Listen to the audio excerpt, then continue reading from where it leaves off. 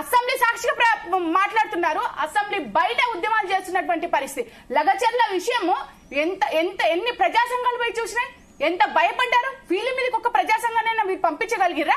ఎక్కడికక్కడ అరెస్ట్ చేశారు. విద్యార్థి సంఘాలంటే విద్యార్థి సంఘాలను అరెస్ట్ చేశారు. ప్రజా నాయకులు, మహిళా నాయకులు ఎవరిల్లంగానే అరెస్ట్ చేశారు. ఎందుకంత భయం? అసలు వీళ్ళు ఎలక్షన్ల సమయంలో చెప్పింది ఏంటి, వాళ్ళు చేస్తున్నది ఏంటనేది అసెంబ్లీలో చర్చ జరుగుతుంది. సమాధానం చెప్పండి.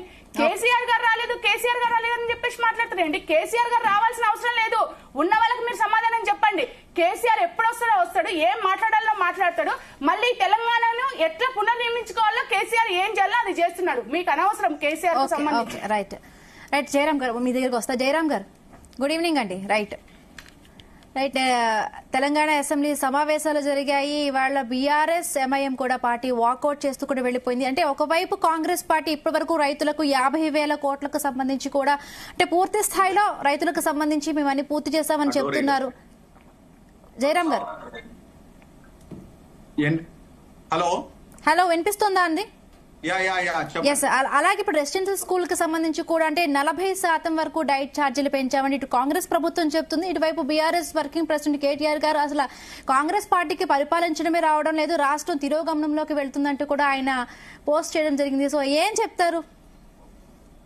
మీకు జీ న్యూస్ ప్రేక్షకులకు, యాజమాన్యులకు, ప్యానెల్లో ఉన్న మిత్రులకు నమస్కారం అండి. ఇందులో మనము ఆలోచించాల్సిన విషయాలు రెండు ఉంటాయి.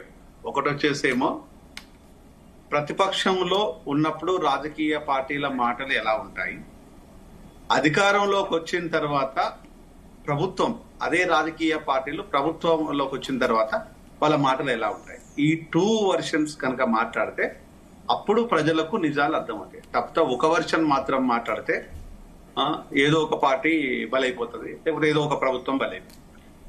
సో ఇక సబ్జెక్ట్ టు పాయింట్.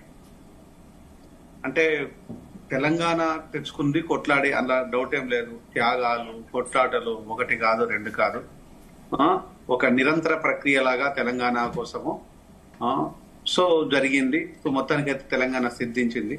తెలంగాణ సిద్ధించిన తర్వాత డిఫరెంట్ గా మా తలరాతలు మారుతాయని ప్రజలు అనుకున్నారు.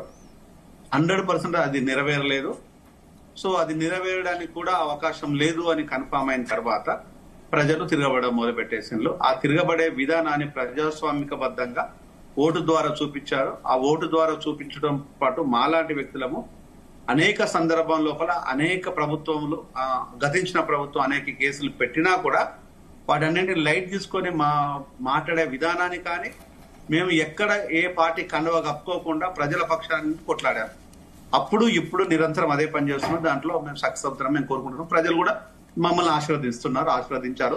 అందుకంటే ముఖ్యంగా టీవీ ఛానల్స్ మా వాయిస్ ని తీసుకెళ్ళడానికి ప్రధానమైన పాత్ర పోషించింది. నిజంగా ఇందుకు టీవీ ఛానల్స్ ని అభినందించాలి. డెఫినెట్ గా వాళ్ళ కోఆపరేషన్ ని యాక్సెప్ట్ చేయాలి.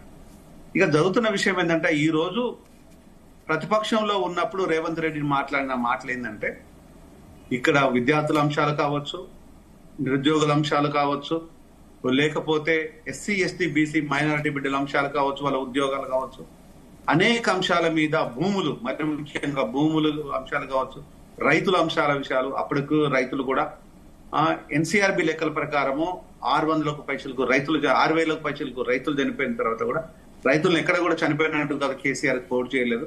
ఇట్లా పోతే అనేక రకమైన హత్యలు, ఆత్మహత్యలు చాలా జరిగినాయి. సో ఆ జరిగిన అన్నింటికి ఒకటే మనం అంతా ఏమనుకున్నామంటే, డెఫినెట్ గా సరే గతించిన ఈ 10 సంవత్సరాల లోపల ప్రజలకు ఎలా న్యాయం జరగలేదు, ఇప్పటికైనా న్యాయం జరగాలని చెప్పేసి ప్రజలంతా కాంగ్రెస్ పార్టీకి పట్టం కట్టారు. ఇంకెందుకంటే క్లెయిమ్ చేసుకోవడానికి వేరే పార్టీ ఏది లేదు కాబట్టి. అప్పుడు వీరోచితంగా పోరాడిండు రేవంత్ రెడ్డి. రేవంత్ రెడ్డి కూడా ఇంకొక మాట కూడా చెప్పాడు. ఏం మాట చెప్పాడంటే, మేమంతా కూడా అదే మాట్లాడుకున్నాం, కులము కుటుంబం. ఒకవైపు వచ్చేసి కుటుంబం లోపల ఉండే వ్యక్తులు పాలకులుగా మారిపోతే కులము బాగుపడింది. మొత్తానికైతే కులం కుటుంబం తప్పితే బంగారు తెలంగాణ పేరుతో ఇక్కడ ఒరిగింది ఏం లేదు, కరిగింది మాత్రం ఇక్కడ భూములన్నీ కరిగిపోయినాయి అనేది వాస్తవిక పరిస్థితులు ప్రజల ముందు పెట్టేశాం. ప్రజలు దాన్ని యాక్సెప్ట్ చేశారు, కాంగ్రెస్ పార్టీని ఆశీర్వదించారు. ఇక్కడ కూడా జరుగుతున్న విషయం ఏంటంటే, ఇంతకుముందు చెప్పిందంతా గత ప్రభుత్వం. ఈ ప్రభుత్వం జరుగుతున్న విషయాలు ఏంటంటే, మనము ఈ రోజు మాట్లాడిన మాటలలో ఎక్కడైనా నిబద్ధతగా ఉన్నామా? ఇప్పుడు ఉన్నామా అంటే ఎక్కడ అంటే, ఈ గతించిన 1 year పాలన లోపల 50 మంది బిడ్డలు స్కూళ్ళలో చనిపోయారు. అంటే ఐ మీన్ రెసిడెన్షియల్